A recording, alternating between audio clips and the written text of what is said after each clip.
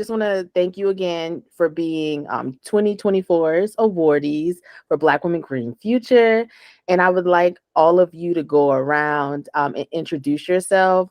Gabby, I'm going to start with you.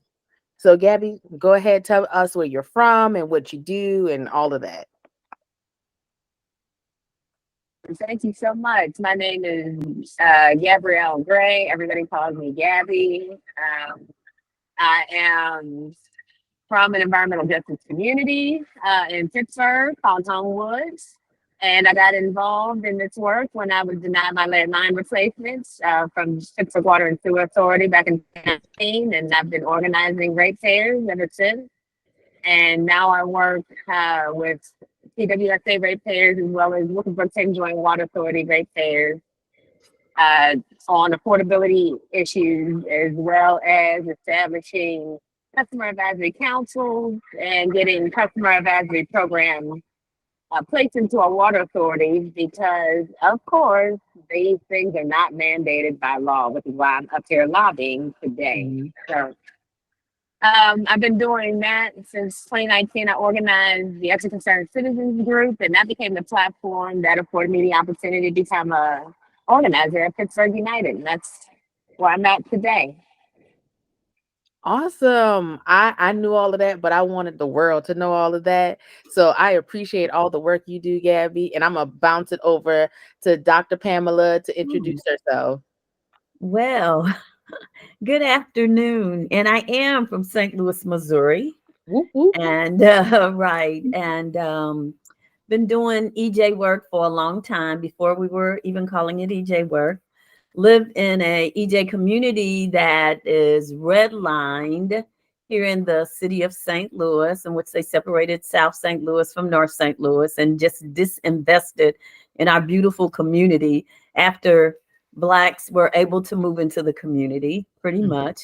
And so was one of a few neighbors who formed a housing and community development corporation to save our community, to get the resources we needed to, make it happen. We have done, of course, we have a beautiful community of which Mr. Gardner, who started off with us working with children and families in the garden. And she since, in 2019, she passed away. So we've named this garden for her. And, it's people really love it. It makes a big, big difference in our community. We have gotten a couple of houses from the one done a complete rehab on, and we've sold it. Have a nice family in the house. We have 2 or 3 more we're trying to get resources for. We've been doing landscaping, helping our neighbors since about 2012, and just cleaning up these community-wide cleanups. In 2010, we got hit by a tornado right here in the city of St. Louis, and it happened to be in my neighborhood. And so we went into action because the disaster people don't seem to understand when the disaster is in our community, they don't show up. So, we had to show up for ourselves, and we did. And so we've helped with recovery. So, many things like that. So currently I'm trying to work on getting some workforce development training dollars for brownfields cleanup for some of all these vacant lots we have in our community and stuff and other things like that. So yeah, long history. Amazing. That's amazing. But you are absolutely right. When disaster happens in our communities, they do not want to show up. So we have to take up the mantle, unfortunately. And I'm gonna bounce it to Miss Fawn. Hello, everyone. My name is Fawn Walker Montgomery. So I'm from McKeesport, Pennsylvania, which is about 20 minutes, 25 minutes, depending on how fast you drive, outside the city of Pittsburgh. And I always like to say specifically McKeesport and not Pittsburgh, because it's important to recognize our pain. Yeah. And I live in an EJ community. I've lived here my entire life. And we started an organization specifically to cater to the Mon Valley. So I'm the CEO and co-founder for Take Action Advocacy Group. formerly known as Take Action Mon Valley. And we specifically started to focus on the Mon Valley because we're around a bigger city and we're always traditionally left out of everything from retail development to just about everything, especially when it comes to EJ. And to Yeah. me, EJ was something I always knew about. I've lived here my entire life, never been able to drink the water. I've always buying bottled water. I knew Wow. about the lead. I'm a former council on the McKee Sport.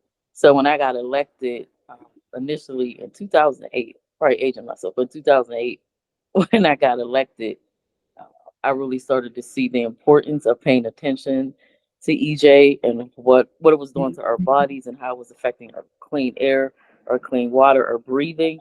I knew about it, but I was so busy fighting Black liberation that I Yeah. wasn't connecting the two. And it wasn't literally until I got elected and I started to do research.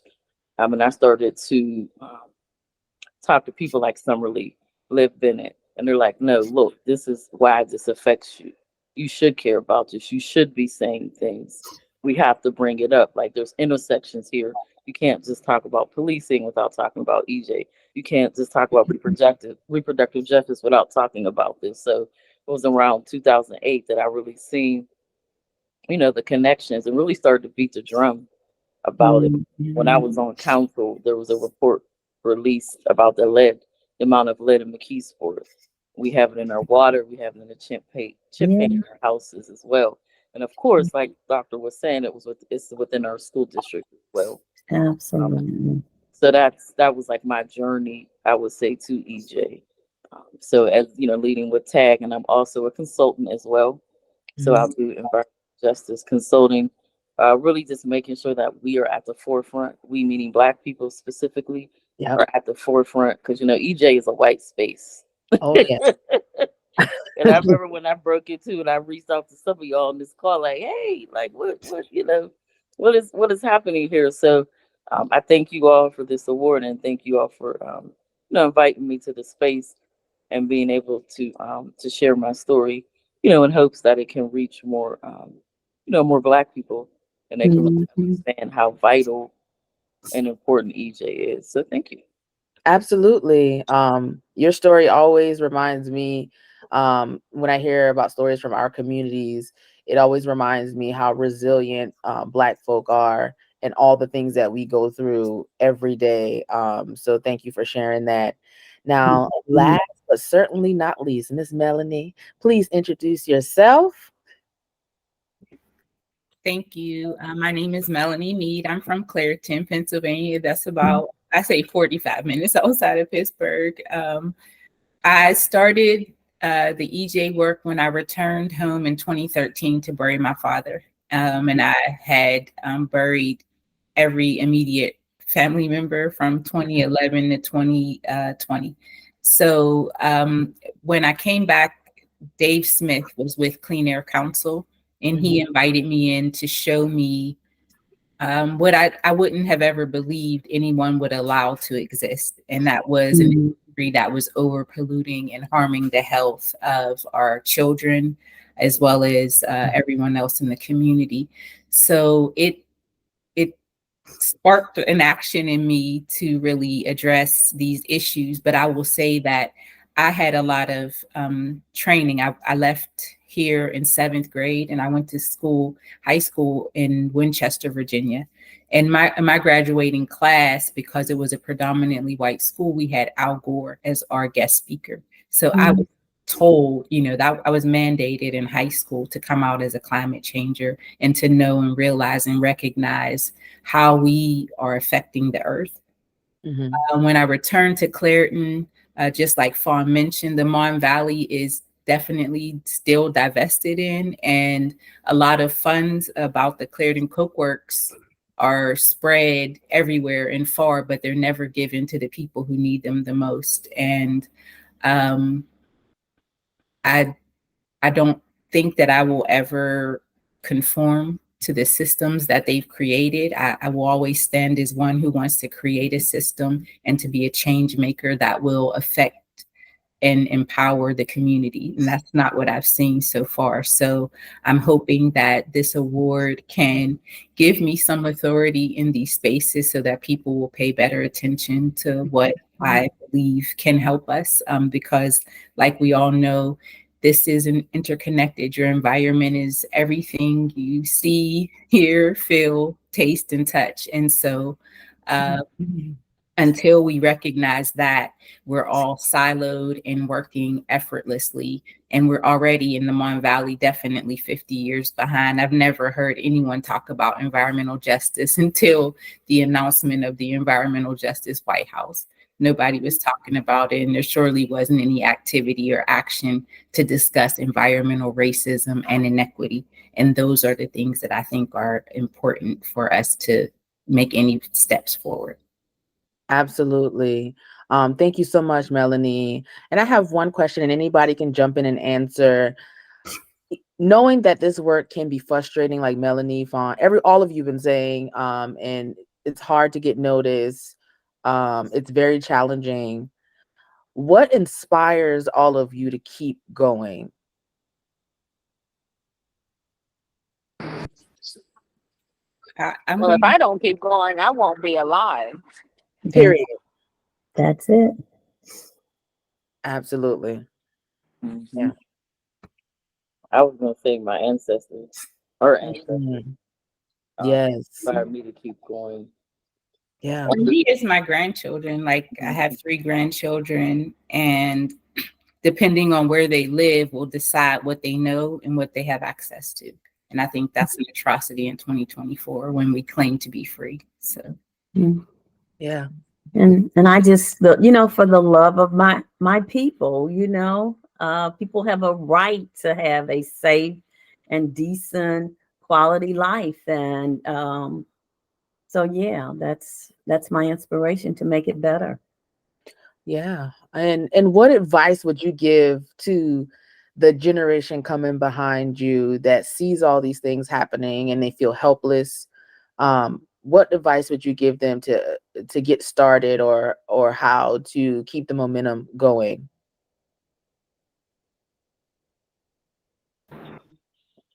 I would say to know their why, Mhm. to remember why you're doing this, to rest, Yes. to breathe, to pause, to be in community with like-minded people. Mhm. Kind of find your tribe. Remember that. Don't fall into perfectionism. I received that, Fawn. Thank you for saying that to me. I need to hear that.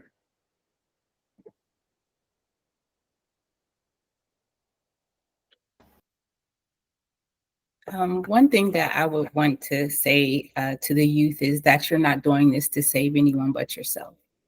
The idea that we're saving the world and saving others is too heavy of a burden, especially for Black women in Pittsburgh, where we only live, an average life expectancy is 60 years old. I would not continue to do this work if I had the weight of trying to save anyone. I'm merely speaking up for my rights, and I've witnessed enough death that I'm tired of being silent. And so I would say if you see something, say something, stand up, speak up, show up, because we need you. Absolutely. Absolutely. One final question, and then we're going to close it out. If you could have a wand in each of your communities, if you could make a wish, what would your dream community be like in each of your respective communities? What's your vision? I'd like to say a community that knows its power, a youth who works and respects the elders, and elders who work with and respect the youth, a community that sees the best even in the worst situations and addresses issues before we see tragedy or disaster. Awesome. Yeah. I would say a community who loves its neighbors as yourself. Mhm. And when you do that, you respect them, you do the best for you, you do the best for them. I mean, to me, it starts there. And if there's very little self-love or if there's no self-love, it's kind of hard to, to give it back or to do something for others. So, I just think that's part of it, a big part of it. Yeah, absolutely. I definitely would like to see a climate resilient environmental justice community Mhm. that's living equally as long as everybody else on the planet Earth. Um, making sure that we're able to see ourselves in community and able to see our contribution in that space, so that it shows up in that way for the next generation. Absolutely. Absolutely. I would say a healed community that understands that they're the answer and that no one's coming to save us, Mm.